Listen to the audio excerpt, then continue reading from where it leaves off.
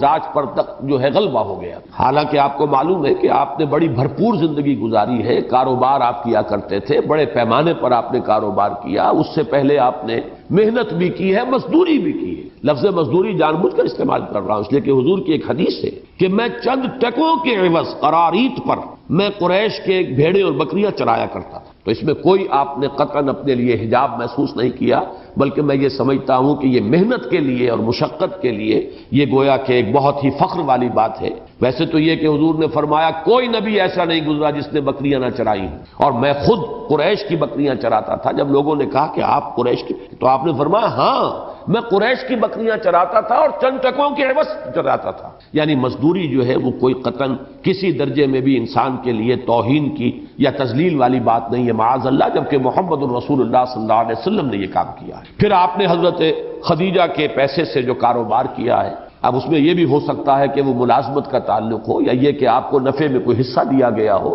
اس کے بعد آپ نے بڑے پیمانے پر کاروبار کیا حضرت خدیجہ سے جب شادی ہو گئی ہے، اور ظاہر بات ہے کہ حضرت خدیجہ کی دولت جو ہے اب آپ کے ایک طرح سے تصرف میں آئی ہے، اور انہوں نے تو حضور کے قدموں میں ڈال دیا اپنی دولت کو۔ لیکن یہ کہ اس کے بعد جو حدیث آتی ہے بخاری شریف میں حضرت عائشہ صدیقہ رضی اللہ تعالی عنہا سے کہ فلما بلغ 40 سنة حبب إليه الخلاء فكان يخلو بغار حراء يتحنس فيه، جب آپ کی عمر شریف 40 برس کے لگ بھگ ہوئی تو آپ کو خلوت گزینی محبوب ہو گئی۔ مجھے ہمیشہ اس موقع پر وہ شعر یاد آتا ہے اقبال کا کہ دنیا کی محفلوں سے اکتا گیا ہوں یارب، کیا لطف انجمن کا جب دل ہی بجھ گیا ہو۔ یہ خاص سٹیٹ آف مائنڈ ہے، مزاج کا ایک کیفیت ہے کہ اب ملنے جلنے پر، لوگوں میں گھلنے ملنے پر اب طبیعت آمادہ نہیں ہے، یکسو ہو کر کچھ غور و فکر، کچھ سوالات ہیں، کچھ ذہن کے سامنے کیسے عقدے آ گئے ہیں کہ جن کو حل کرنا ہے۔ اب یہ عقدے سے بھی اقبال کا شعر یاد آیا کہ خرد کی گتھیاں سلجھا چکا میں، میرے مولا مجھے صاحب جنو کر۔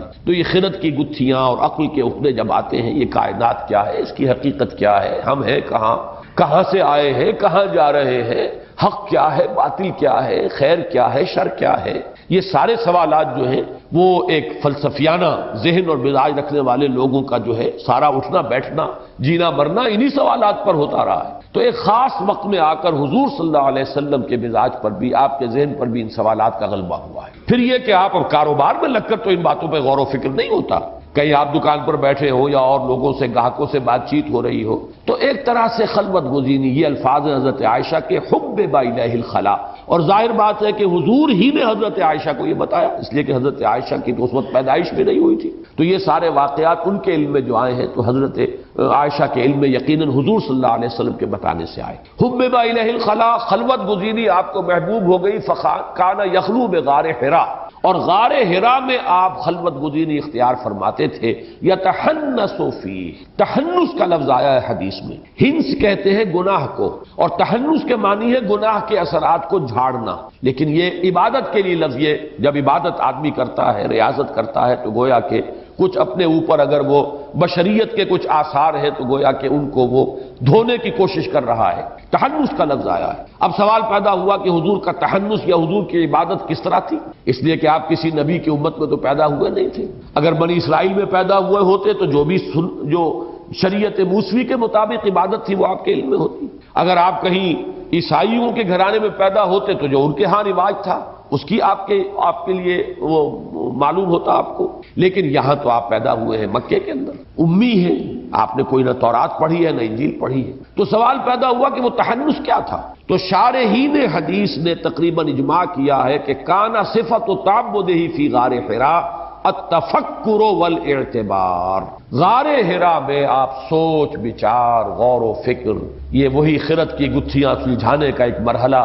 یہ پوری کائنات کی جو الجھی ہوئی ڈور ہے اسے سلجھانے کی ایک کوشش، یہ ہے کہ جو آپ غار حراء میں کرتے۔ اب تفکر اور تدبر جو ہے اس کا ایک نقشہ سامنے آتا ہے جب آدمی کسی سوچ میں گم ہوتا ہے تو لوگوں سے وہ کٹتا ہے۔ ایک تو یہ کہ غار حراء ہی میں چلے گئے 5 میل آبادی سے باہر، اور دوسرا یہ کہ اگر آبادی میں لوگوں کے پاس ہے بھی کسی وجہ سے تو چادر اپنے گرد لپیٹ کر اور بالکل یکسو ہو کر کہیں چارپائی پر لیٹ گئے، یا یہ کہ کہیں بیٹھے بھی ہیں تو عربوں کا یہ رواج تھا جیسے پٹھانوں میں اب بھی موجود، یہ چادر جو ہے بیٹھ کر کی اپنے گرد لپیٹ لیتے ہیں، کبھی چادر سے اپنے گھٹنوں کو باندھتے ہیں بیٹھتے ہوئے۔ تو یہ مختلف جو رواج ہیں جو پٹھانوں میں آج بھی نظر آتے ہیں ان کے معاشرے کے اندر، یہ سب عرب کے اندر موجود تھے۔ تو حضور کی یہ کیفیت جو ہے یا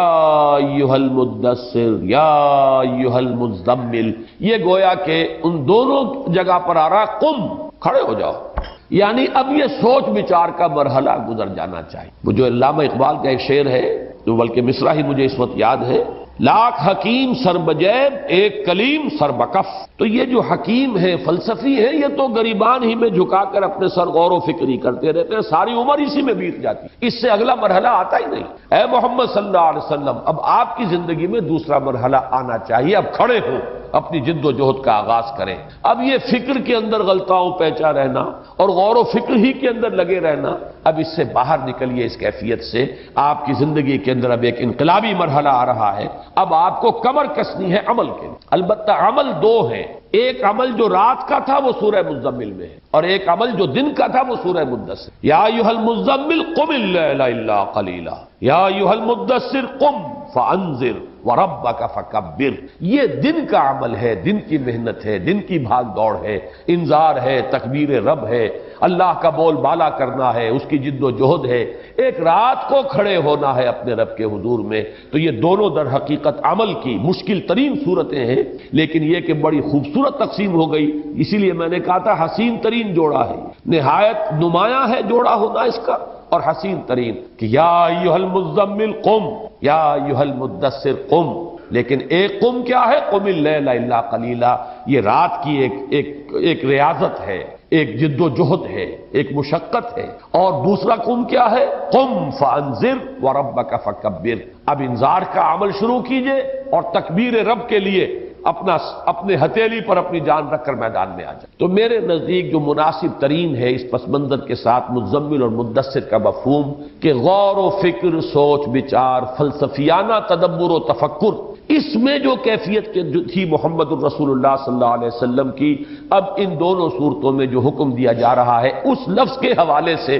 وہ یہ ہے کہ اب یہ دور آپ کی زندگی کا ختم ہونا چاہیے، اب تو آپ کمر کس کے عمل کی دنیا کے اندر اور جد و جہد کی دنیا میں آئی۔ دوسری رائے یہ ہے کہ آغاز وحی جب ہوا ہے حضور پر، تو چونکہ بعض روایات میں اس کی صراحت آئی ہے، تفصیل آئی ہے کہ حضور پر بڑی دہشت طاری ہوئی۔ چنانچہ جب پہلی وحی آئی ہے غار حرا میں، اور وہاں سے جب آپ تشریف لائے ہیں تو یہ الفاظ صراحت کے ساتھ موجود ہیں کہ آپ کا لرزہ طاری تھا، پسینے میں شرابور تھے، بخار شدید آپ کو چڑھا ہے، اور آپ نے اس کیفیت میں آ کے حضرت خدیجہ سے فرمایا زملونی زملونی، مجھے کمبل اڑا دو، مجھے کپڑا اڑا دو، وہ لیٹنے کے لیے۔ تو ایک اس واقعے سے مناسبت پیدا کر کے بعض حضرات نے کہا کہ یا ایھا المزمل اس لیے کہا گیا کہ یہ جو کیفیت وحی کی دہشت تھی، کیونکہ یہ پہلا مرحلہ تھا، پہلا معاملہ تھا۔ حضور صلی اللہ علیہ وسلم، یہ بات بھی نوٹ کرنے کی ہے اور سیرت النبی کے حوالے سے بہت اہم نکتہ ہے کہ حضور صلی اللہ علیہ وسلم کاہن قسم کے انسان نہیں تھے۔ یہ نہیں تھا کہ کہیں خانقاہ میں تربیت لے رہے ہوں، جب کوئی شخص خانقاہ میں تربیت لے رہا ہو تو وہ تو گویا کہ اپنے آپ کو پریپیئر کر رہا ہوتا ہے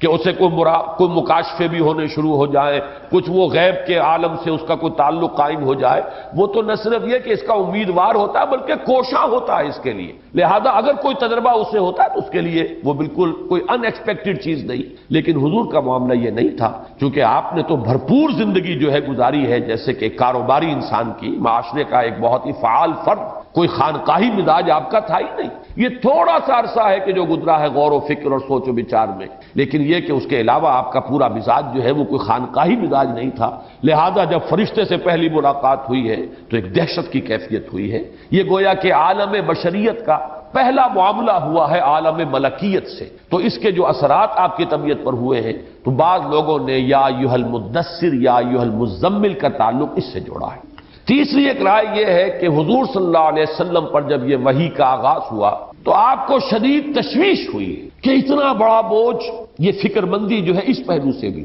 کہ اتنی بڑی ذمہ داری، اتنا بڑا بوجھ۔ اور اس اعتبار سے وہ الفاظ روایات میں آتے ہیں کہ حضور نے حضرت خدیجہ رضی اللہ تعالی عنہا سے یہ بھی فرمایا کہ خشیت علی نفسی، مجھے تو اپنی جان کا اندیشہ، جس پر کہ حضرت خدیجہ نے، اب یہ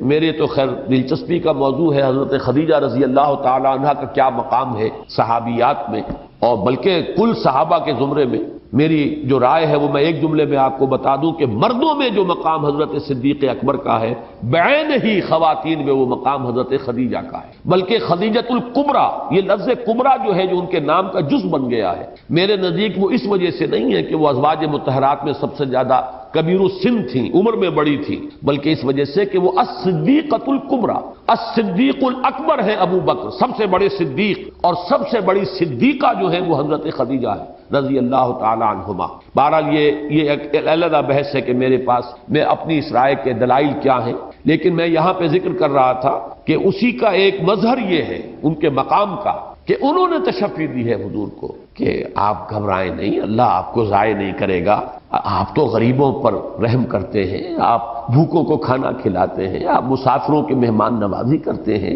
آپ یتیموں اور بیواؤں کی سرپرستی فرماتے ہیں، لہذا آپ اندیشہ نہ کیجئے، اللہ آپ کو ضائع نہیں کرے، اس لیے کہ حضور کے الفاظ ہیں کہ خشیت علی نفسی، مجھے اپنی جان کا اندیشہ۔ یہی بات پھر ورقہ ابن نوفل نے کہی تھی کہ کاش کہ میں اس وقت جب حضرت خدیجہ لے کر گئی ہیں اپنے چچا زاد بھائی کے پاس، حضرت ورقہ ابن نوفل ان کے پاس لے کر گئی ہیں، اس لیے کہ وہ موحد تھے اور پھر عیسائی ہو گئے تھے، اور شام میں جا کر انہوں نے تورات کی تعلیم حاصل کی۔ کانا یکتب التوراۃ بالعبرانیہ، یعنی مکے کا رہنے والا امی قوم کا ایک فرد، اتنا بڑا عالم کہ انہوں نے عبرانی زبان سیکھی تھی اور تورات عبرانی میں لکھتے تھے۔ کانا یکتب التوراۃ بالعبرانیہ، ان کے پاس لے کر گئی ہیں کہ یہ ذرا سنیے تو صحیح ہے، ان کو کیا تجربہ ہوا ہے، کیا انہوں نے دیکھا ہے۔ تو جب حضور نے بیان کیا تو وہ حضرت ورقہ ابن نوفل فرماتے ہیں یہ وہی ناموس ہے جو موسیٰ اور عیسیٰ پر نازل ہوا تھا، اور کاش کہ میں اس وقت تک زندہ رہوں جبکہ آپ کی قوم آپ کو یہاں سے نکال دے گی۔ تو حیران ہوئے حضور صلی اللہ علیہ وسلم، اوا مخرجیہم، کیا وہ مجھے یہاں سے نکال دیں گے؟ اس لیے کہ اس وقت تک تو شکل یہ تھی کہ انتہائی محبوب انسان تھے حضور قریش کے اور تمام اہل مکہ کے، جا صدیق، جا صادق، جا امین، وہ آ گئے امین، جو امانت دار انسان، وہ آ گئے وہ سچا انسان، صداقت شعار، اور جس کے ہاں کوئی دھوکہ نہیں، خیانت نہیں۔ تو حضرت حضور صلی اللہ علیہ وسلم سے انتہائی محبت، انتہائی ہر جگہ پر ویلکم کیے جانے والی شخصیت۔ لیکن یہ کہ جب حضرت ورقہ نے یہ کہا ہے کہ یہ آپ کو نکال دیں گے، کاش کہ میں اس وقت تک زندہ رہوں کہ آپ کی مدد کروں، تو حضور نے بہت ہی حیرت کے ساتھ پوچھا وہ مخرجیہم، کیا یہ مجھے نکال دیں گے؟ تو حضرت ورقہ نے فرمایا کہ ہاں، جس کے پاس بھی یہ پیغام آیا ہے اس کی قوم اس کی ضرور دشمن ہوئی ہے۔ اب آپ دیکھیے کہ ورقہ کا علم جو ہے وہ کتنا تھا۔ اچھا، حضرت ورقہ کو صحابی شمار نہیں کیا جاتا، یہ نوٹ کر لیجیے۔ کیوں نہیں کیا جاتا؟ ابھی سورہ مدثر نازل نہیں ہوئی، حضور کو جو تبلیغ کا حکم ہے وہ سورہ مدثر میں آیا ہے، لہذا تبلیغ کرنے والے سے گویا کہ رسالت عبارت ہوتی ہے۔ حضور کی رسالت کا دور ابھی شروع نہیں ہوا تھا، ابھی آپ کی نبوت ظاہر ہوئی تھی، لہذا رسول جب آپ بنے ہیں وہ در حقیقت سورہ مدثر کی ابتدائی آیات کے نزول کے بعد، اس کے بعد جس نے تصدیق کی ہے وہ مومن شمار کیا گیا، صحابی شمار کیا گیا۔ حالانکہ تصدیق تو کر رہے، نبوت کی تصدیق تو حضرت ورقہ نے بھی کی ہے، لیکن یہ ہے کہ چونکہ سورہ مدثر کے نزول سے پہلے کچھ ہی دنوں کے بعد ان کا انتقال ہو گیا ہے، لہذا حضرت ورقہ ابن نوفل کا شمار صحابہ کرام کے اندر آپ نہیں دیکھتے۔ حالانکہ بہت بڑے عالم کی حیثیت سے انہوں نے تصدیق کی اور بات جو ہے پہچانی کہ یہ وہی فرشتہ ہے، وہی ناموس جو موسیٰ اور عیسیٰ پر نازل ہوا تھا وہی آپ پر نازل ہوا۔ بہرحال ایک خیال یہ ہے کہ یہ جو ایک آپ پہ بار گراں کا ایک احساس تھا، ذمہ داری کا احساس تھا، بہت بڑا بوجھ آ گیا ہے، تو جیسے ایک تشویش ہو جاتی ہے کسی کو، اس حالت میں آپ کپڑا لپیٹ کر لیٹے ہوئے تھے جبکہ یہ خطاب نہایت محبت بھرا خطاب آپ سے کیا گیا، یا ایھا المزمل یا ایھا المدثر۔ ایک رائے اور ہے چوتھی، اور وہ در حقیقت سورہ نون جو ہے جو اس سے پہلے نازل ہوئی ہے اس کے اعتبار سے بڑی مناسب معلوم ہوتی ہے، اور وہ یہ ہے کہ دار الندوہ میں ایک ان کی مشاورت منعقد ہوئی قریش کی کہ وہ ہمیں کیا کہنا چاہیے محمد کے بارے میں لوگوں سے۔ کسی نے کہا کہ کہنا چاہیے کاہن ہے، تو کہا گیا نہیں، کاہن تو وہ نہیں ہے، کون مانے گا یہ بات۔ پھر کسی نے کہا اچھا کہیے شاعر ہے، اس کو بھی رد کیا گیا کہ نہیں یہ بات چلے گی نہیں، بات کوئی ایسی کرو جو مضبوط ہو، جو چل سکتی ہو۔ پھر کہا گیا ساحر ہے، ساحر کے اوپر تقریباً اجماع ہوا کہ یہ کہیے تاکہ مختلف لوگوں کی طرف سے مختلف باتیں نہ آئیں ورنہ اعتبار اٹھ جائے گا ہمارا، اس وجہ سے یہ ہمیں ایک بات کہنی چاہیے، سب کے منہ سے وہی لفظ نکلے تاکہ محمد صلی اللہ علیہ وسلم کی طرف لوگوں کا رجوع نہ ہو۔ اس کی خبر جب حضور کو پہنچی ہے صلی اللہ علیہ وسلم تو آپ صدمے کی وجہ سے، رنج محنت کی وجہ سے کپڑا لے کر لیٹ گئے ہیں، اس وقت خطاب ہوا یا ایھا المزمل قم اللیل الا قلیلا یا ایھا المدثر قم فانذر وربک فکبر۔ اس کی جو معنوی جو ترتیب کی جو ہے میں نے عرض کیا تھا قائم ہوتی ہے وہ اس اعتبار سے کہ پہلی وہی اقرا بسم ربک الذی خلق خلق الانسان من علق اقرا وربک الاکرم الذی علم بالقلم علم الانسان ما لم یعلم۔ نہ تبلیغ کا حکم ہے، نہ کوئی ابھی اس کے اندر توحید کا اعلان کرنے کا کوئی حکم آیا ہے۔ دوسری وہی وہ بالکل سمجھ میں آتی ہے بات کہ جب یہ اس کا چرچا ہوا کہ محمد یہ کہتے ہیں کہ مجھے غار حرا میں تھا، میرے پاس فرشتہ آیا ہے اور یہ وحی مجھ پر نازل ہوئی ہے، تو پہلا رد عمل سمجھ میں آتا ہے کہ لوگوں نے کہا معلوم ہوتا ہے کہ دماغی توازن ٹھیک نہیں رہا، شاید جسے ہماری الفاظ میں کولوکیل زبان میں کہتے ہیں معلوم ہوتا ہے کوئی خشکی چڑھ گئی دماغ کو، یہ بڑے لمبے لمبے مراقبے وہاں کرتے تھے، جا کر بیٹھتے تھے، معلوم ہوتا ہے کہ یا کسی نے کہا کہ شاید کوئی جن آ گیا، وہاں جن کا سایہ ہو گیا، آسیب ہو گیا، آسیب زدہ ہو گئے، مجنون ہو گئے، اور اس پر وہ وحی اتری نون والقلم وما یسطرون ما انت بنعمت ربک بمجنون وان لک لاجرا غیر ممنون وانک لعلی خلق عظیم فستبصر ویبصرون بأیکم المفتون۔ تو یہ ایک بہت ہی منطقی ترتیب ہے، اور اسی کے اندر وہ صدمے کی کیفیت، اس لیے کہ یہ بات قرآن مجید میں دوسرے مقام پر ہے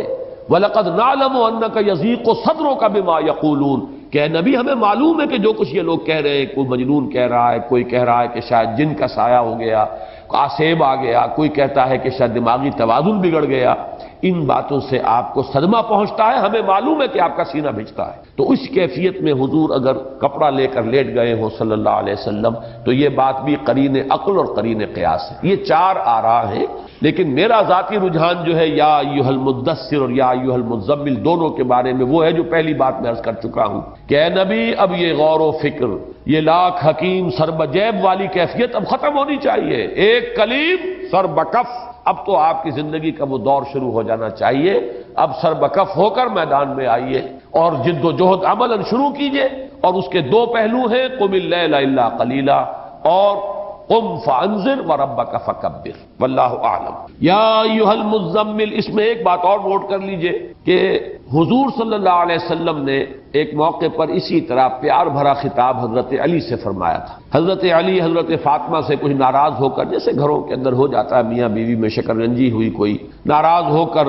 اور چلے گئے گھر سے باہر، مسجد میں جا کر لیٹ گئے۔ ظاہر بات ہے وہاں قالین بچھے ہوئے تو تھے نہیں، وہ خاک پر لیٹے زمین کے اوپر، اور آپ کے کپڑے بھی خاک آلود ہو گئے تو آنکھ لگ گئی، سو گئے وہیں اسی طریقے سے۔ حضور آئے تو معلوم ہوا، حضرت فاطمہ نے بتایا کہ ناراض ہو گئے علی اور چلے گئے ہیں، کہیں باہر گئے ہیں۔ تو حضور مسجد میں پہنچے، دیکھا کہ وہاں حضرت علی لیٹے ہوئے ہیں۔ تو اس وقت حضور نے فرمایا تھا قم یا ابا تراب، اے مٹی والے اٹھو۔ تو کپڑے بھی جھاڑے آپ نے حضرت علی کے اور انہیں اٹھایا، قم یا ابا تراب۔ تو یہ بھی در حقیقت اسی نوعیت کا خطاب ہے کہ جو اللہ نے اپنے نبی سے کیا ہے، جس نوعیت کا خطاب کہ نبی نے حضرت علی سے کیا، قم یا ابا تراب، اور یا ایھا المزمل قم یا ایھا المدثر قم۔ تو یہ بھی ایک بڑی گہری معنوی مناسبت جو ہے اس واقعے کے ساتھ ہے۔ قم اللیل الا قلیلا، کھڑے رہا کرو راتوں کو یا رات کو، الا قلیل، سوائے تھوڑے سے، استثناء کے۔ اس میں بھی ایک تو ہے جمہور کی رائے، جمہور کی رائے کا تو مطلب یہ ہے، اس کا حاصل یہ ہے کہ کھڑے رہو تقریباً پوری رات سوائے اس کے کچھ حصے کی۔ قم اللیل، کھڑے رہو رات کو، سوائے الا قلیلا، سوائے اس کے کچھ حصے کے۔ اس پر تو میں ابھی بعد میں بات کروں گا، لیکن ایک بات میرے لیے حیران کن ہوئی ہے اسی مرحلے پر، جیسا کہ میں نے عرض کیا، میں نے اپنی پوری محنت صرف کی ہے اور میں نے مختلف آراء کو جمع کیا ہے، پھر ان میں اگر کوئی فرق اور تفاوت ہے تو اس میں تقابل کر کے، توازن کر کے ایک رائے قائم کی ہے۔ حضرت شیخ الہند منفرد ہیں اس میں کہ انہوں نے ترجمہ کیا ہے کھڑے رہا کرو رات کو سوائے کسی رات کے، یعنی یہ کہ اگر کسی رات نہ کھڑے ہو سکو تو کوئی حرج نہیں۔ استثناء جو ہے وہ رات سے ہو رہا ہے، رات کے حصے سے نہیں۔ شیخ الہند رحمۃ اللہ علیہ کا ترجمہ یہ ہے، شیخ الہند مولانا محمود حسن، اور اس کی مولانا شبیر احمد عثمانی شیخ الاسلام جنہوں نے پھر وہ حواشی لکھے ہیں، انہوں نے بھی اپنے حاشیے میں تردید نہیں کی ہے، یعنی یہ کہ کھڑے رہا کرو راتوں کو سوائے کسی شب کے، اگر مطلب یہ کہ اگر بربنائے طبع بشری کسی رات نہ اٹھ سکو، کسی رات آنکھ نہ کھلے تو کوئی بات نہیں، وہ ملامت بھی نہیں، لیکن یہ کہ کوشش کرو کہ رات کو کھڑے رہا کرو الا قلیلا، سوائے کچھ کسی رات۔ باقی یہ کہ جہاں تک جمہور کی رائے ہے وہ یہ ہے کہ در حقیقت اس میں فرضیت تھی حضور کے لیے، رات کا جاگنا اب آپ کے لیے لازم کر دیا گیا تھا، اس میں کسی رات کا استثناء نہیں ہے، بلکہ جو استثناء ہے وہ رات کے ایک حصے کا ہے۔ قم اللیل، کھڑے رہا کرو رات بھر، الا قلیلا، سوائے اس کے کچھ حصے کے، تھوڑے سے حصے کے۔ اس کی شرح اب آگے آ رہی ہے۔ اور قم سے مراد یہاں پر ہے نماز، یہ نوٹ کر لیجئے۔ مکی صورتیں جو ابتدائی مکی صورتیں ہیں ان میں نماز کے ارکان علیحدہ علیحدہ بول کر نماز مراد لی گئی۔ کہیں فرمایا گیا فسجد لہو ومن اللیل فسجد لہو وسبحہ لیلا طویلا، سورہ دہر میں، اور رات کے وقت، رات کے حصے میں سجدہ کیا کرو اللہ کے لیے اور تسبیح کیا کرو رات کے بڑے لمبے وقفے کے اندر۔ معلوم یہ ہوا کہ یہاں پہ نماز کا لفظ نہیں آیا، لیکن مراد سجدے سے نماز ہے۔ اسی طرح جیسے عباد الرحمن والا ہمارا منتخب نصاب کا درس جو ہے، والذین یبیتون لربہم سجدا وقیاما، دو رکوع آ گئے، دو رکن جو ہے نماز کے آ گئے، قیام بھی آ گیا، سجدہ بھی آ گیا، لفظ نماز نہیں آیا۔ والذین یبیتون لربہم سجدا وقیاما، وہ لوگ کہ جو راتیں بسر کرتے ہیں اپنے رب کے لیے سجدے میں گر کر اور کھڑے رہ کر۔ تو یہ اصول جان لیجئے کہ ابتدائی مکیات میں جو ارکان صلاۃ ہے، کہیں سجدہ مراد ہے، اب جیسے مدنی صورتوں میں ورکعوا مع الراکعین، لفظ رکوع آیا صرف، لیکن مراد کیا ہے؟ نماز کا رکوع، نماز کے اندر جھکنا، جھک جاؤ نماز کے اندر جھکنے والوں کے ساتھ۔ تو کہیں رکوع کا لفظ ہے، کہیں سجود کا لفظ ہے، کہیں صرف تسبیح کا لفظ ہے، اور یہاں پر لفظ جو آیا ہے خاص طور پر قیام، اس لیے کہ حضور صلی اللہ علیہ وسلم نے فرمایا بہترین نماز وہ ہے جس میں قیام، طول القنوت، لمبا قیام، اور یہاں پر قیام جو ہے گویا کہ نماز کا ایک رکن ہے، یہاں اس رکن کے ذکر سے مراد نماز ہے، اور چونکہ اس میں اصلاً مطلوب جو تھا وہ قرآن مجید کی تلاوت ہے، اس اعتبار سے بات جو ہے وہ اور مزید واضح ہو رہی ہے کہ اس کے لیے لفظ قیام ہی کا یہاں پہ جو ہے اس کا استعمال کرنا وہ زیادہ موزوں تھا۔ نصفہ او انقص منہ قلیلا، یہ نصفہ بدل ہے، اگرچہ اہل نحو کی دو رائے ہیں، یہ اللیل سے بدل ہے یا الا قلیلا سے بدل ہے۔ کھڑے رہا کرو نصف رات، اور اس میں سے بھی کچھ کم، معلوم یہ ہوا کہ کم سے کم ایک تہائی رات۔ یہ اس کی شرح جو ہے وہ آگے دوسرے رکوع کے اندر جو مضمون آ رہا ہے، ان ربک یعلم انک تقوم ادنی من ثلثی اللیل ونصفہ وثلثہ وطائفۃ من الذین معک، اللہ خوب جانتا ہے، اللہ کے علم میں ہے کہ اے نبی آپ بھی اور آپ کے ساتھی جو ہیں ان میں سے بھی ایک جماعت ایسی ہے جو کھڑی رہتی ہے رات کو، دو تہائی رات کے قریب، یا آدھی رات یا ایک تہائی رات۔ تو یہ جو نصاب معین طور پر آ گیا ہے اس آیت کے اندر، یہاں اس کی تعبیر کے لیے الفاظ استعمال کیے گئے، قم اللیل الا قلیلا نصفہ او انقص منہ قلیلا، یا تو آدھی شب کھڑے رہو، گویا کہ اصل میں جو مطلوب ہے وہ تقریباً نصف شب ہے، لیکن یہ کہ او انقص منہ قلیلا، یا اس میں سے کچھ تھوڑا سا کم کر لو، او زد علیہ، یا اس پر کچھ زیادہ بڑھا لو۔ اگر تھوڑا سا کم کیا جائے گا نصف میں سے تو وہ ایک تہائی ہوگا، تھوڑا سا زیادہ کیا جائے گا نصف پر تو وہ دو تہائی ہو جائے گا، اور یہی گویا کہ مضمون جو ہے آخری آیت میں آ گیا، ان ربک یعلم انک تقوم ادنی من ثلثی اللیل ونصفہ وثلثہ وطائفۃ من الذین معک یا ایھا المزمل قم اللیل الا قلیلا نصفہ او انقص منہ قلیلا او زد علیہ ورتل القرآن ترتیلا۔ اب ہمیں یہ سمجھنا ہے کہ ترتیل سے مراد کیا ہے۔ پڑھا کرو قرآن ترتیل کے ساتھ۔ ترتیل پر میں نے جو میرا کتابچہ ہے، جو ہماری اس پوری تحریک کے اعتبار سے بڑی بنیادی اہمیت کا حامل ہے، مسلمانوں پر قرآن مجید کے حقوق، آج جب میں غور کر رہا تھا اور مختلف اقوال جمع کر رہا تھا کہ ترتیل کے بارے میں کیا کیا آراء آئی ہیں، تو میرے سامنے مجھے فوراً یاد آیا کہ میں نے اس پر لکھا تھا، وہ قرآن مجید کے حقوق میں ایک صفحہ دو صفحے کے قریب جو ہے میں نے اس میں لکھا تھا، ترتیل کسے کہتے ہیں؟ ترتیل سے مراد ہے قرآن کا پڑھنا ٹھہر ٹھہر کر، وقفہ دے کر، غور کرتے ہوئے، تدبر کرتے ہوئے، اس کی کیفیات کو اپنے اندر جذب کرتے ہوئے، نتیجتاً اس کا ایک جو نتیجہ نکلنا چاہیے۔ اگر عذاب کی آیت آئی ہے تو انسان پر رقت طاری ہو جائے اور اللہ سے وہ فوراً پناہ طلب کرے، اللہ تعالیٰ سے مغفرت استغفار کرے، اور اگر اللہ تعالیٰ کی طرف سے انعام کی آیت آئی ہے تو اس کا سوال کرے، اس کے لیے درخواست جو ہے اللہ کی جناب میں پیش کرے۔ یہ کیفیات جو ہے یہ پیدا ہوں گی جبکہ ایک ایک لفظ کو ٹھہر ٹھہر کر اطمینان کے ساتھ آیات پر وقف کرتے ہوئے قرآن مجید کی تلاوت کی جائے۔ رتل القرآن ترتیلا، یہ ہے حکم کے جو نبی اکرم صلی اللہ علیہ وسلم کو دیا گیا ہے۔ اس کے ضمن میں ایک تو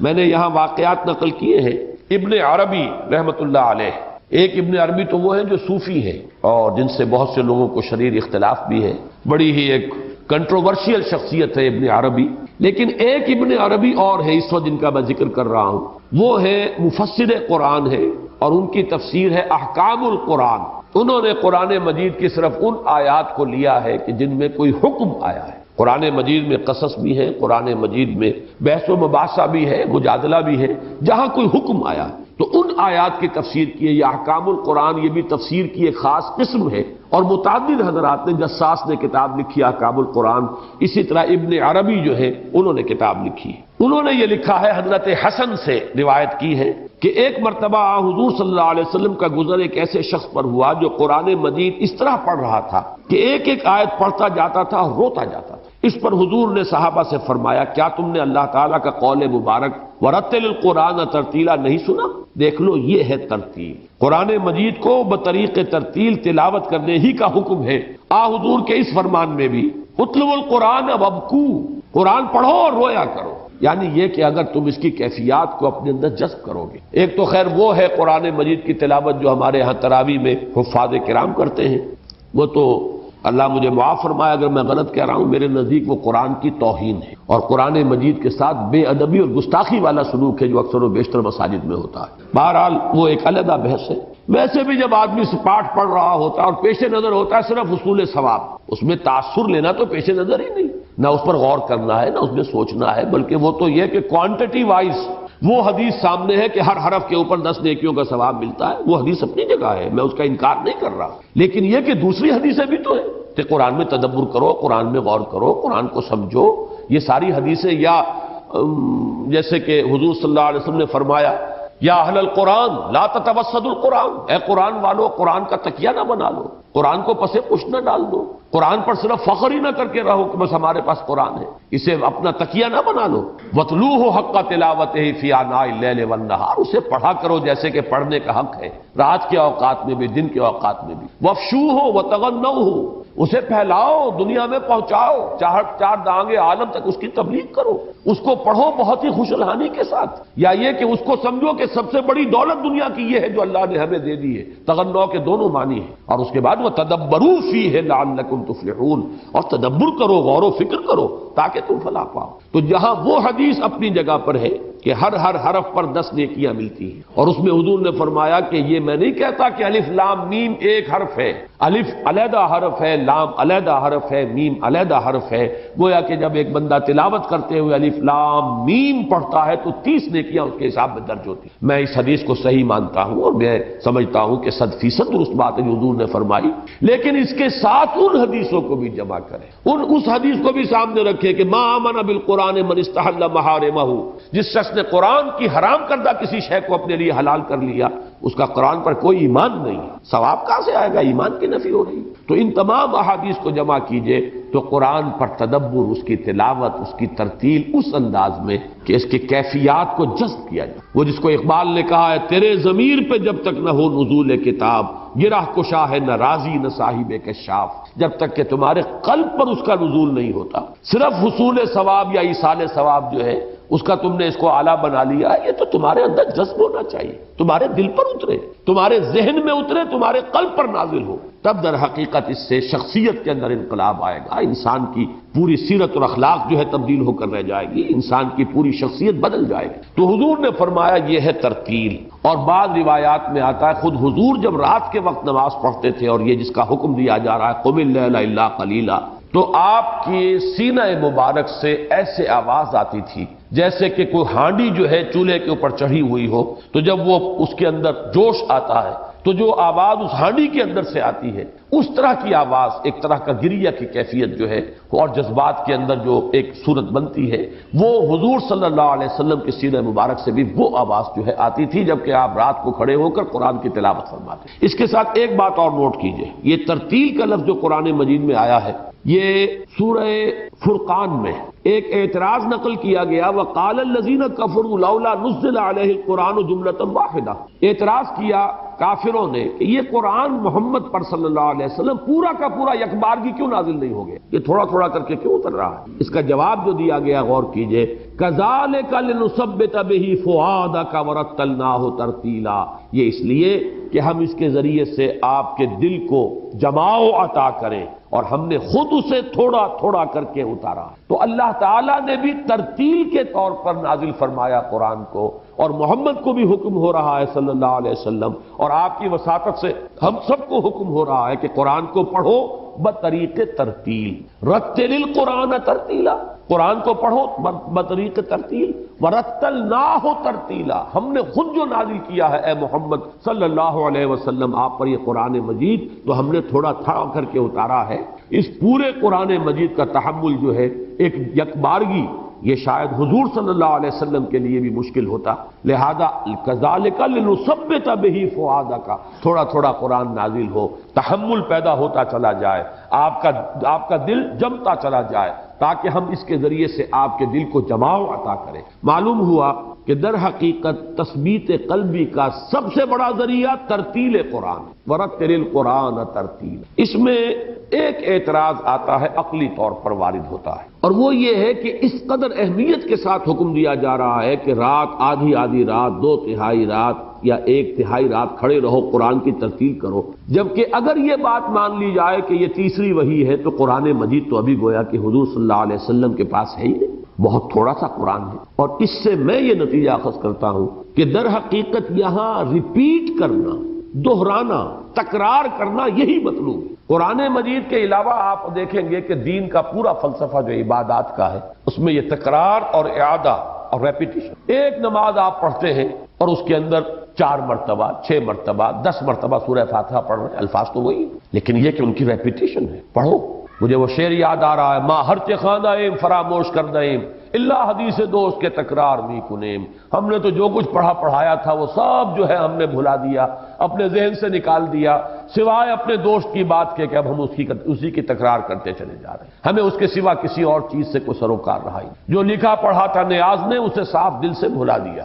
ایک شخص ہوتا ہے فلسفے کے، غور و فکر کے مختلف ادوار میں سے گزرتا ہے، اور میں یہ سمجھتا ہوں کہ خود علامہ اقبال خود مثال ہے اس کی۔ وہ سارے فلسفے مشرق و مغرب کے کھنگال کر آتا یہی ہے کہ آخری جو دور ہے ان کی زندگی کا صرف قرآن ہوتا تھا پاس، کوئی اور کتاب ان کے مطالعے میں، صرف قرآن۔ اور جب اس کو اپنے فلسفے کی سورس بتانے کے لیے بلایا ہے سید نذیر نیازی کو، تو ان سے کہا قرآن کھولو، قرآن لاؤ اور ذرا سورہ حشر کی وہ آیت پڑھو، یہ ہے میرے فلسفے کا سورس۔ تو معلوم یہ ہوا کہ چاہے تھوڑا ہو لیکن تکرار جس طریقے سے آپ کو معلوم ہے، بلکہ یہ تو محاورہ ہے کہ کسی جگہ پر پتھر کے اندر ایک ایک ٹپکا، ایک ایک بوند پانی کی ٹپک رہی ہو، وہاں پتھر میں سوراخ ہو جاتا، اس لیے کہ در حقیقت وہ بار بار آ رہا ہے، تکرار اس کی ہو رہی ہے۔ یہ پانی جیسی حقیر شے، اور وہ بھی بوند بوند ٹپک رہا ہے، لیکن یہ کہ وہاں پتھر کے اندر سوراخ ہو جائے گا، گڑھا پڑ جائے گا۔ تو در حقیقت تھوڑا یا زیادہ سے اس کی بحث نہیں، اس کی بحث یہ کہ جس کو میں ایک لفظ استعمال کیا کرتا ہوں اکثر میرے دروس میں، آپ نے سنا ہوگا، اس کو ہیمر کرو۔ یہ ہیمرنگ ہے قرآن کو، جیسے کہ کسی چیز کو تھوڑا تھوڑا کر کے آپ ٹھوکتے ہیں، تو قرآن مجید کو در حقیقت اپنے وجود میں، اپنی شخصیت میں ہیمر کرنا، اس کو اتارنا اپنے اندر، اپنے ذہن میں اور اپنے قلب میں، یہ ہے اصل شے جو اس راستے کے لیے، خاص طور پر وہ راستہ جو محمد الرسول اللہ صلی اللہ علیہ وسلم کے سامنے آنے والا تھا، کہ اب آپ کو کھڑے ہونا ہے، تبلیغ کرنی ہے، اب آپ کو میدان میں آنا ہے، اب آپ کا استہزاء بھی ہوگا، تمسخر بھی ہوگا، آپ پر پتھراؤ بھی ہوگا، آپ کو گالیاں بھی دی جائیں گی، آپ پر تیروں کی بوچھار بھی آئے گی، آپ کے دندانے مبارک شہید بھی ہوں گے، ان سارے مراحل میں سے گزرنا ہے۔ اس کے لیے جو قوت درکار ہے، وہ قوت صرف قرآن سے ملے گی، اور وہ قوت ملے گی اسی طریقے سے اس قرآن کو اپنے اندر اتارتے چلے، تکرار کرتے چلے جاؤ کہ ماں ہرچ خواندائیم فراموش کردائیم اللہ حدیث دوست کے تکرار می کنیم۔ تو تھوڑے اور بڑے کی، زیادہ کی، اس کے اندر کوئی بحث نہیں ہے۔ ایک ہی اگر اترا ہوا کلمہ طیبہ ہی اترا ہوا ہوتا اس وقت، لا الہ الا اللہ، اگر اسی کی تکرار ہوتی، اس کی اپنی کیفیت ہے، اس کے اپنے اثرات ہیں، اس کے نتائج نکلتے ہیں۔ تو جتنی بھی آیات نازل ہوئی، پڑھتے رہیے، تکرار کرتے رہیے۔ پھر یہ کہ مسلسل قرآن ابھی نازل ہونا ہے، آتا جائے گا، لیکن آپ کی یہ ساری مشقت جو ہے رتل القرآن ترتیلا، قرآن کو پڑھتے رہیے اور یہ پڑھنا جو ہے آپ کا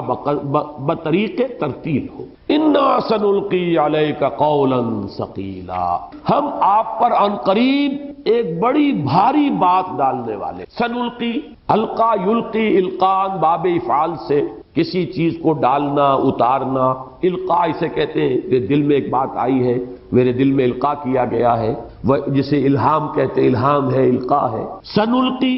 سین جو ہے اسے پھر اب مستقبل کے ساتھ متعلق کر دے گا کہ ان قریب ہم آپ پر اتارنے والے ہیں، ڈالنے والے ہیں، قولا ثقیلا، بہت بھاری بات، بہت بھاری قول۔ یہ قولا ثقیلا سے مراد کیا ہے؟ پہلی بات تو یہ سمجھ میں آئی کہ ایک حکمت اور جو غرض و غایت ہے یہ قیام اللیل اور قرآن کی اس میں ترتیل، 2/3 نصف، 1/3 رات کھڑے رہنے کا حکم اور اس میں ترتیل قرآن کا حکم۔ اس کی اصل علت کیا ہے؟ ظاہر ہو گئی کہ ایک بڑی بھاری بات آپ پر آنے والی، اس کے لیے یہ تیاری ہے جو آپ کو کرنی پڑے گی۔ اس میں خاص طور پر نوٹ کرنے والی بات یہ ہے کہ یہ ہمارا ایمان ہے، اور ایمان صرف ایک اندھا بہرا ایمان نہیں ہے، ڈاگمیٹک اور صرف اندھی عقیدت پر مبنی نہیں ہے، بلکہ کھلی بات ہے سیرت النبی کی۔ دنیا جانتی ہے کہ حضور صلی اللہ علیہ وسلم جہاں تک انسانیت کا تعلق ہے، انسانیت کے معراج پر تو وحی کے آغاز سے پہلے پہنچ چکے ہیں، سیرت میں، کردار میں، صداقت میں، دیانت میں، امانت میں،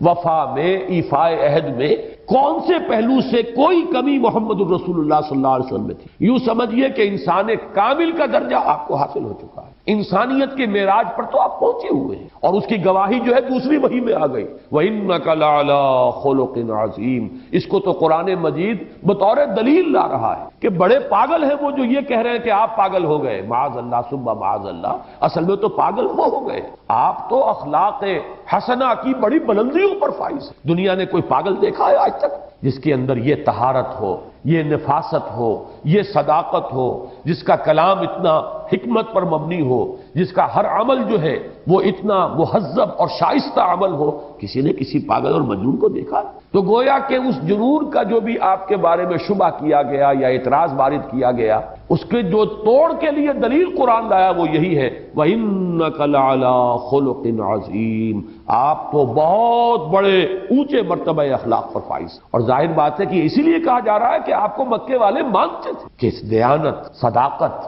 امانت کا یوں کہیے کہ پیکر کامل ہے محمد صلی اللہ علیہ وسلم۔ معلوم یہ ہوا کہ اس کے باوجود یہ مشقت کرائی جا رہی ہے محمد سے صلی اللہ علیہ وسلم، تو گویا کہ یہ لا بد منہ ہے، اس سے استثناء کسی کے لیے حاصل نہیں۔ اگر آپ کو یہ مشقت جھیلنی پڑ رہی، قم اللیل الا قلیلا نصفہ او انقص منہ قلیلا او زد علیہ ورتل القرآن ترتیلا، تو جو آپ کے نقش قدم پر چلنا چاہتا ہو وہ اس سے مستثنیٰ ہو جائے، یہ ناممکنات، جبکہ ہم تو ظاہر بات ہے کہ اس مرتبہ انسانیت کو بھی نہیں پہنچے گی۔ ہمارے اندر تو وہ سارے جو شرور نفس ہیں وہ موجود ہیں، ہمارے اندر تو تمام جو رذائل ہو سکتے ہیں اپنے رجحانات میں، اپنی پسند و ناپسند میں، وہ سب موجود ہیں۔ تو معلوم یہ ہوا کہ جب محمد الرسول اللہ صلی اللہ علیہ وسلم کو اس لیے کہ انا سنلقی علیک قولا ثقیلا، اے نبی ہمیں آپ پر ایک بڑی بھاری بات ڈالنی ہے، اس کے لیے یہ تیاری ہے کہ جو لا بد منہ ہے، یہ ناگزیر ہے، اس سے آپ کو گزرنا پڑے گا۔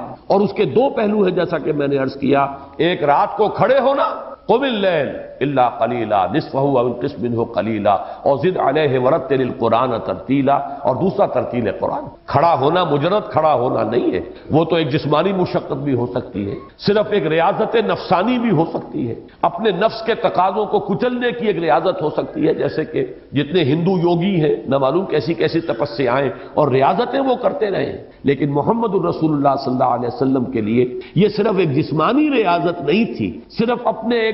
جو تقاضے ہیں نفس کے ان کے خلاف ایک مشقت نہیں تھی، مشق نہیں تھی، بلکہ اس کا دوسرا مثبت پہلو جو ہے وَرَتِّلِ الْقُرْآنَ تَرْتِيلًا، قرآن کو اتارو، اپنے اندر اتارو، اپنے اندر جذب کرو، اپنے وجود کے اندر اتارو۔ اور یہ بھی جیسا کہ میں نے بارہا آپ سے کہا ہے، یہ تصور مجھے اقبال کے سوا کہیں نہیں ملا، قرآن کو اندر اتارنا، چوں بجاں در رفت جہاں دیگر شود، جہاں چو دیگر شد جہاں دیگر شود، مجھے تو کہیں نہیں ملا یہ تصور، قرآن کو اپنے اندر اتارنے کا تصور۔ جب یہ قرآن کسی کے اندر اتر جاتا ہے اس کے اندر ایک انقلاب آ جاتا ہے، اب وہ اندر بدل گیا، اس کی سوچ، اس کا نقطہ نظر، اس کی فکر، اس کا زاویہ نگاہ، اس کی ویلیوز، اس کی اقدار، ہر شے بدل کر رہے ہیں۔ جس کی سب سے بڑی تعبیر میں کیا کرتا ہوں کہ پہلے زندگی عزیز ترین متاع تھی، اب موت سب سے زیادہ محبوب ہے۔ یہ ہے گویا کہ یوں سمجھیے کہ اس کا سب سے بڑی علامت۔ یہی حضرت خالد ابن ولید نے کہا تھا جب جنگ ہو رہی تھی شامیوں سے، رومیوں سے، کہ لوگوں جان لو تمہارا میرے ساتھ جو ساتھی ہیں،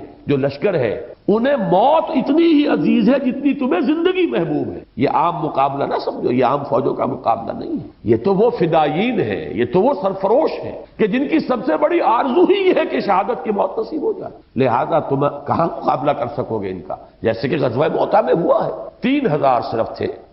صحابہ کرام، 1,00,000 کا لشکر آ گیا۔ بہرحال تشویش ہوئی، مجلس مشاورت بیٹھی، جہاں ہمیں مقابلہ کرنا چاہیے یا پسپائی اختیار کرنی چاہیے؟ یہ تو 1 اور 33 کا مقابلہ ہے، 3000 کا مقابلہ 1,00,000 سے۔ تو اجماع اس چیز پر ہوا وہ یہ تھا کہ ہمیں تو فتح یا شکست سے کوئی بحث ہی نہیں، ہمیں تو شہادت مطلوب ہے، لہذا پسپائی کا کیا سوال؟ ٹکرا گئے تینوں۔ جو حضور نے فرمایا تھا کہ اگر وہ شہید ہو جائیں تو دوسرے یہ کمانڈر ہوں گے، وہ بھی شہید ہو جائیں تو تیسرے جو، تینوں یک کے بعد دیگرے شہید ہو گئے۔ حضرت خالد کا نام نہیں تھا حضور کے اس فرمان میں۔ چوتھے نمبر پر پھر حضرت خالد نے خود کمان اپنے ہاتھ میں لی ہے اور ایک خاص تدبیر سے جو ہے وہ مقابلہ کرتے ہوئے نرغے سے نکال کر لے آئے۔ لیکن آپ کو معلوم ہونا چاہیے جب مدینے میں پہنچے ہیں تو مدینے کے لوگوں نے استقبال نہیں کیا، مٹھیاں بھر بھر کر مٹی کی پھینک رہے تھے۔ تم لوگوں جو میدان سے بھاگ کر آ گئے، جان بچا کر آ گئے۔ حضور نے فرمایا نہیں، یہ جان بچا کر نہیں بھاگے ہیں، بلکہ جیسے سورہ انفال میں ہے کہ یہ تو در حقیقت اپنے اصل لشکر کی طرف لوٹے ہیں تاکہ دوبارہ تقویت حاصل کر کے اور پھر حملہ کریں، جان بچا کر بھاگے نہیں ہیں، بلکہ یہ تو متحیزاً لقتال اور متحیزاً الی فئۃ، مجھے صحیح الفاظ اس وقت یاد نہیں ہے۔ کبھی آدمی کو پیترا بدلنا پڑتا ہے جنگ کے اندر، اسٹریٹجی بدلنی پڑتی ہے، ادھر سے پیچھے ہٹ کر ادھر سے حملہ کرنا ہے، تو پیچھے ہٹنا ہر حال میں حرام نہیں ہے۔ دو شکلیں ہیں، جنگی چال کی وجہ سے پیچھے ہٹنا پڑے یا اپنی بڑی قوت تک پہنچ کر دوبارہ اور پھر دوبارہ حملہ آور ہونے کے ارادے سے، تو وہ جائز ہے۔ البتہ وہ جو ہوتا ہے جسے کہتے ہیں پسپائی اس طرح کی، جس میں کہ بھاگنے کا انداز ہو جائے، جس میں کوئی نظم قائم نہ رہے، یہ جو ریٹریٹ ہوتی ہے، ڈسپلنڈ ریٹریٹ، آرڈرلی ریٹریٹ، یہ اور شے ہے، اور بھاگ جانا اور فرار بالکل دوسری شے۔ بہرحال وہاں پر مدینے کے مسلمانوں نے پھر بھی، یعنی جب تک حضور نے یہ بات نہیں فرمائی کہ نہیں یہ بھاگ کر نہیں آئے، اس وقت تک وہ مٹی بھر بھر کے مٹھی میں پھینک رہے تھے۔ تو یہ ہے اصل میں وہ معاملہ۔ ان کاموں کے لیے اگر تیار کرنا ہے اپنے آپ کو تو اس کے لیے مشقت یہی ہے، یا ایھا المزمل قم اللیل الا قلیلا نصفہ او انقص منہ قلیلا او زد علیہ ورتل القرآن ترتیلا۔ اور یہ سب کچھ کیوں؟ انا سنلقی علیک قولا ثقیلا، ہم عنقریب آپ پر ایک بڑی بھاری بات ڈالنے والے ہیں۔ اس بھاری بات کے ضمن میں امام رازی رحمت اللہ علیہ نے 9 قول نقل کیے، ان میں سے 3 کو میں سمجھتا ہوں کہ قابل ذکر ہے۔ پہلی رائے جس کو کہ امام رازی نے خود اپنے رائے کے اعتبار سے قابل ترجیح قرار دیا ہے، وہ تو یہ ہے کہ قرآن کل کا کل اپنی عظمت اور جلالت شان کے اعتبار سے بہت بھاری ہے۔ اس کا تحمل، جیسا کہ میں نے ابھی عرض کیا تھا، یہ تو تھوڑا تھوڑا کر کے اترا ہے تو تحمل ہو سکا ہے۔ لو انزلنا هذا القرآن على جبل لرأيته خاشعا متصدعا من خشية الله وتلك الامثال نضربها للناس لعلهم يتفكرون، یہ آپ کے علم میں ہے سورہ حشر کی آیت۔ تو اس میں اس کا جو بھی بوجھ ہے یا اس کا جو بار گراں ہے، وہ گویا کہ اس کی جلالت شان، اس کی قدر و منزلت کے اعتبار سے ایک رائے یہ ہے، امام رازی نے اسی کو ترجیح دی ہے۔ دوسری رائے یہ ہے کہ وحی جب نازل ہوتی تھی حضور پر تو چونکہ بہت سی احادیث سے یہ ثابت ہے کہ یہ آپ پر بہت ایک بوجھ کا اور گرانی کا اور ثقل کا آپ کو احساس ہوتا تھا۔ مختلف روایات آئی ہیں کہ شدید گرمی کے شدید سردی کے زمانے میں آپ پسینہ پسینہ ہو جاتے جب وحی نازل ہوتی۔ کوئی ایسا فزیکل بھی اس کے اندر برڈن تھا کہ اگر آپ اونٹنی پر سوار ہوتے تھے اور وحی نازل ہوتی تھی تو اونٹنی بیٹھ جاتی تھی اور اپنا سینہ جو ہے زمین کے ساتھ ٹیک لیتی تھی، معلوم ہوتا کہ بہت بڑا بوجھ پڑ رہا ہے۔ اسی طریقے سے حضرت ثابت یہ فرماتے ہیں جو کاتبین وحی میں سے ہیں کہ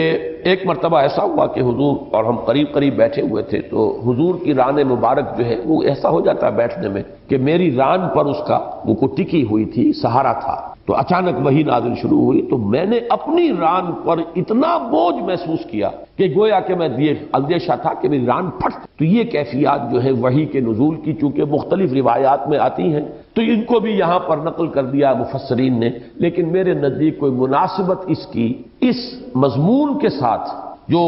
چلا آ رہا ہے سیاق و سباق کے اعتبار سے ان چیزوں کی مناسبت نہیں ہے، لیکن بہرحال مفسرین نے لکھا ہے تو میں آپ کو بتا رہا ہوں. تیسری بات جو کہی گئی ہے وہ یہ کہ قرآن مجید میں جو اوامر اور نواہی ہیں، جو تکلیفات ہیں اس کی طرف سے، تکلیف یہ لفظ ہے شریعت کی ایک اصطلاح ہے، مکلف کرنا انسان کو، یہ کرو یہ نہ کرو، یہ گویا کہ تکلیف ہے اللہ کی طرف سے، مکلف ٹھہرانا ہے انسان کو. تو تکلیفات شرعیہ جو اوامر اور نواہی کی شکل میں یہ بہت نفس انسانی پر گراں گزرنے والی، تو گویا کہ اس لیے اس کو تعبیر کیا ہے خاص طور پر جبکہ ان تکلیفات شرعیہ میں وہ حصہ بھی شامل ہو جائے جو خاص حصہ تھا محمد الرسول اللہ صلی اللہ علیہ وسلم کے لیے، اس کی تبلیغ، اس کی تبیین، اس کی تعلیم، حجت قائم کرنا، یہ جس کا کہ آگے تذکرہ آئے گا سورہ مدثر کے اندر. اس اعتبار سے گویا کہ قرآن مجید کو کہا گیا ہے قول ثقیل. میں یہ سمجھتا ہوں کہ اس میں سے جو آخری حصہ ہے اس رائے کا وہ بہت وزنی ہے، اور یہاں میں نام لے کر تذکرہ کر رہا ہوں کہ اگرچہ یہ بات میرے دل میں تو بہت عرصے سے تھی، اور بہت سے حضرات جنہوں نے میرے دروس میں شرکت کی ہے یا میری ان تفسیر کی تقاریر کے اندر اگر وہ سیرت کی تقاریر میں شرکت کی ہے تو ان کے علم میں ہوگی کہ میں نے قولاً ثقیلہ کا مصداق قرار دیا ہے سورہ مدثر کی آیات کو، اور اس اعتبار سے یہ موضوع ترین ہے. اور مجھے جو تائید ملی ہے وہ یہ کہ مولانا فراہی رحمۃ اللہ علیہ کی بھی یہی رائے تھی، اور مولانا اصلاحی صاحب نے بھی بالجزم اسی رائے کا اظہار کیا ہے. وہ یہ ہے کہ در حقیقت یہ خبر دی جا رہی ہے پوائنٹڈلی اس حکم کی طرف جو سورہ مدثر میں آنے والا تھا کہ یا ایھا المدثر قم فانذر وربک فکبر. یہ بہت بھاری حکم. باقی اوامر اور نواہی وہ اتنے بھاری نہیں ہیں، وہ تو یہ ہے کہ تھوڑی سی محنت آدمی کرتا ہے تو نماز کی اتنی عادت آدمی کو پڑ جاتی ہے کہ نہ پڑھنا مشکل ہوتا ہے، اس کو بے چین ہو جاتا ہے. اس کو تو بلکہ شاہ ولی اللہ دہلوی رحمۃ اللہ علیہ نے تو اس کو آفات میں سے شمار کیا کہ جب عبادت عادت بن جاتی ہے تو عبادت کا جو اثر ہے وہ باقی نہیں رہتا، اس لیے کہ عادتاً آپ کر رہے ہیں. جیسے کسی کو کسی شے کی عادت ہو گئی ہے، کوئی کھانے کی یا پینے کی کوئی شے ہے، اب اگر وہ نہیں کر رہا ہے، وہ نہیں کھانے کو مل رہی ہے وہ شے، تو طبیعت میں بے چینی ہوگی. تو گویا کہ اپنی اس بے چینی کے ہاتھوں مجبور ہو کر وہ شے وہ کھا رہا ہے. اسی طریقے سے نماز ہو، کوئی اور دوسری عبادات ہو، ذکر اور اذکار ہو، اوراد ہو، جب ان پر مداومت ہوتی ہے تو یہ اس طرح عادت بن جاتی ہے انسان کی کہ پھر عادتاً آدمی اس کو کرتا ہے، پھر ان میں وہ تاثیر نہیں رہتی جو شروع میں ہوتی ہے، جبکہ نفس کے خلاف کشمکش کرتے ہوئے، مرغوبات نفس کی قربانی دیتے ہوئے جب آدمی نماز پڑھ رہا ہو یا کسی چیز کو چھوڑ رہا ہو یا کوئی حکم جو ہے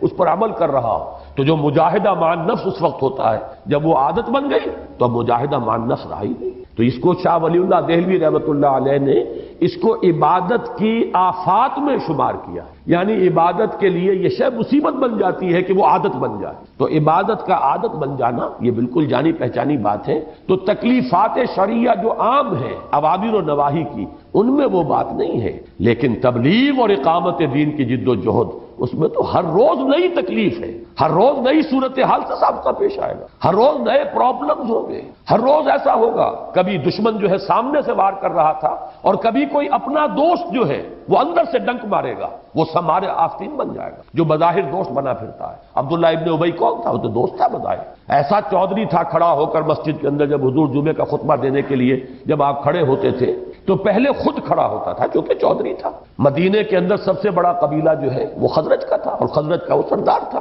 اسے تو بادشاہ بنانے کا فیصلہ کر چکے تھے حضور کی آمد سے قبل. تاج بن چکا تھا، سونے کا تاج، بس تاج پوشی ہونی باقی تھی کہ حضور تشریف لے آئے. آپ بے تاج بادشاہ بن گئے مدینہ منورہ کے، تو اب اس کے وہ خواب سارے جو ہے وہ پراگندہ ہو گئے. اس لیے اس کے دل میں دشمنی تھی، لیکن اتنا تھا وہ منافق اس کی نفاق کی کیفیت کہ جب حضور خطبہ